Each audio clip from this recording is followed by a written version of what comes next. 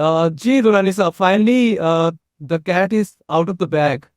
बिल्ली थैले से बाहर आ गई। ओवरऑल ये जो 27वीं तरमीम थी 243 को लेके या आईनी अदालत को लेके, ये दो मेन फोकस एरिया थे, फोकस्ड एरिया। और इन्हीं पे ही गवर्नमेंट का माइंड पूरी तरह से नजर आया है, जो कि बिल पेश किया गया है सेनेट पे। अब बताइएगा कि बाकी चीजें एनएफसी और 18वीं तरमीम क्या वो डेफर हो गई हैं? बिस्मिल्लाहिर्रहमानिर्रहीम। देखें, एक इशू जो इस वक्त टाइम प्रेस था, वो तो इशू था कि जो हमारे डिफेंस सिक्योरिटी का अरेंजमेंट है सारा, उसको रिविजिट करने की ये एक डिस्कशन थी कि उसकी जरूरत भी थी, और उसके बारे में जो एम्बिगिटीज हैं उनको खत्म करना एक तकाजा था कौमी दिफा का, और कौमी जो वक्त की जरूरत है उसका। मेरा ख्याल है कि उसके ऊपर तो किसी ने भी कोई रेजिस्ट भी नहीं किया, और वो एमिकेबली हो भी जाएगा। उसकी जो डिटेल्स अब तक पार्शली आई हैं वो आपने भी देखी है, हमने भी देखी है, और और मज़ीद भी करती जाएंगे। और अब सबसे सबसे सिग्निफिकेंस दुरानी साहब उसमें जो चीफ ऑफ डिफेंस फोर्सेस का नया जो है एक पोजीशन ये क्रिएट की जा रही है। आर्मी चीफ साहब ये पोजीशन ओन करेंगे आगे चल के। देखिए, जो चेयरमैन जॉइंट सी चीफ ऑफ स्टाफ कमेटी थी पोजीशन, उसके ऊपर बड़े अरसे से बातचीत हो रही थी। जब से वो बनी थी उस वक्त से बातचीत हो रही थी कि उसके अंडर जो चीजें थी, उसमें न्यूक्लियर प्रोग्राम भी था, बाकी इश्यूज भी थे, और तमाम फोर्सेस की कोऑर्डिनेशन भी थी। लेकिन प्रैक्टिकली ये अख्तियार जो है ये एक्सरसाइज नहीं हो पाता था।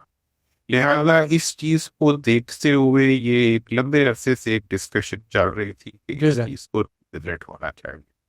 तो मेरा ख्याल ये है कि हम इस सारी नई डेवलपमेंट के बाद वो चीज रीशेप होके एक ओसा जो कि एक फिगर हेड के तौर पे मौजूद था, वो अब एक फंक्शनल पोजीशन बन जाएगी।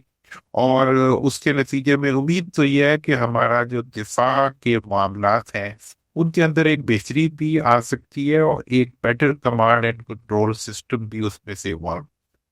राइट, इसमें कोई काइंड ऑफ ओवरलैपिंग थी इसमें पावर्स में, जिसको सेंट्रलाइज किया गया। कि इसमें ओवरलैपिंग से ज्यादा वो थी, नॉन फंक्शनैलिटी थी सही। पोजीशन। पोजीशन की अथॉरिटी जो थी, वो उसकी लाइंस जो थी वो अंडर तो थी, लेकिन वो हॉरिजॉन्टल थी, वर्टिकल कंट्रोल उसमें नहीं थे। तो अब ये है कि जो भी सिस्टम है उसमें वर्टिकल कंट्रोल होगा, और जिसकी अथॉरिटी होगी वो उसको एक्सरसाइज भी कर रहा होगा। जब आप अथॉरिटी को एक्सरसाइज करती है तो फिर आप उसके लिए एक बेटर इफेक्टिवनेस भी पैदा होती है, और अकाउंटेबिलिटी भी उसी में से। दुल्हन साहब, इसमें एक और पोजीशन प्रपोज की गई है, वो है commander of the national strategic command. और ये बेसिकली ये जो कमांडर होंगे ये ओवरसी करेंगे जो हमारे न्यूक्लियर एसेट्स हैं प्राइमरली उसको। और ये पोजीशन जो है वो आर्मी चीफ साहब की रिकमेंडेशन पे प्राइम मिनिस्टर जो है वो अपॉइंट करेंगे।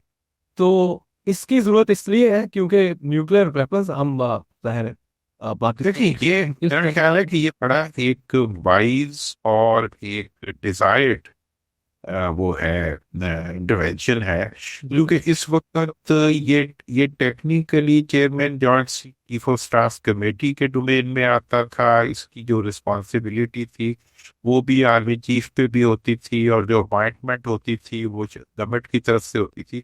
तो इस सारी सिचुएशन में जो आज की दुनिया के अंदर जो नए डिफेंस के तकाजे हैं, उसकी उसके तहत जो है, मैं समझता हूँ कि इस पोजीशन को ज्यादा क्लैरिटी दी गई है। और ये जो कंट्रोल एंड कमांड है आजकल, तो ये पूरी साइंस है, और पूरी दुनिया इस सिस्टम को ऑब्जर्व भी करती है कि कौन सा न्यूक्लियर कंट्री जो है वो अपने न्यूक्लियर सिस्टम्स को किस तरीके से लेके चल रहा है। तो मैं समझता हूँ कि ये एक सो फॉर जितनी मुझे समझ आ रही है, I am not an expert, ये एक डिजायर्ड एक्ट था जो कि किया गया, और इसके होपफुली मुस्बत नतज भी निकलेंगे और इफेक्टिवनेस। और इसमें एक 243 में एक और प्रपोज अमेंडमेंट है, वो ये है कि अ, जो भी 5 स्टार ऑफिसर है उसको कॉन्स्टिट्यूशनल प्रोटेक्शन होगी और लाइफ टाइम वो ऑफिसर यूनिफॉर्म में रहेगा। बाकी प्रिविलेज भी साथ में अटैच्ड होंगे। इसमें ये क्या पहले से मौजूद नहीं थी या कि इसको थोड़ा सा फर्दर एलाबोरेट करके इस तरमीम का हिस्सा बनाया गया है? देखिए, एक ट्रेडिशन पहले से मौजूद थी। जी। ट्रेडिशन ये थी कि अयूब खान साहब भी फील्ड मार्शल थे, और हमने बचपन में देखा भी था कि वो आखिरी वक्त तक उनकी 5 स्टार वाली गाड़ी होती थी और उनका वो यूनिफॉर्म और बाकी फैसिलिटीज प्रॉपर्ली उनको अवेलेबल। और इंटरनेशनल प्रैक्टिस भी यही है कि जो फील्ड मार्शल होता है, इंडिया में भी मानिक शाह के रेफरेंस के लिए शायद प्रेसिडेंट मौजूद है, कि जो फील्ड मार्शल होता है उसका फील्ड मार्शल का जो स्टेटस या उसकी जो एक्नॉलेजमेंट होती है एज फील्ड मार्शल, वो लाइफ लॉन्ग हो। लेकिन 73 के कॉन्स्टिट्यूशन में प्रॉब्ली इसको कोई प्रोटेक्शन और इसकी कोई डिफाइंड प्रैक्टिस मौजूद नहीं थी, how to give this title and how to take this title back. तो उस सारी सिचुएशन को इस अमेंडमेंट में क्लियर कर दिया गया है कि उसकी उसकी जो स्टेटस जो है वो फॉर लाइफ होगा, और उस स्टेटस को इन केस अगर कोई विड्रॉल का सीन बने तो वो पार्लियामेंट कर सकती है, कोई फर्क नहीं कर सकता। तो ये इस लिहाज से ये एक एक जो नेशनल लेवल पे मिलने वाले एक स्टेटस को प्रोटेक्ट भी किया गया और डिफाइन भी किया गया। ये एक गैप था, जिस गैप को बड़ी अच्छे तरीके से मेरे ख्याल में फिल किया गया। Let's see how it goes.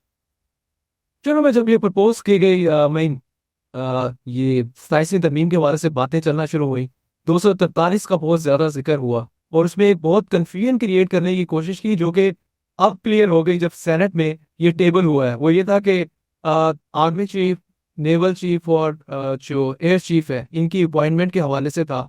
तो वो तो उसमें कोई चेंज नहीं आया, वो वही प्राइम मिनिस्टर की एडवाइस के ऊपर प्रेसिडेंट जो है वो इनको अपॉइंट करेंगे। जी, वो तो वही वही रहा है।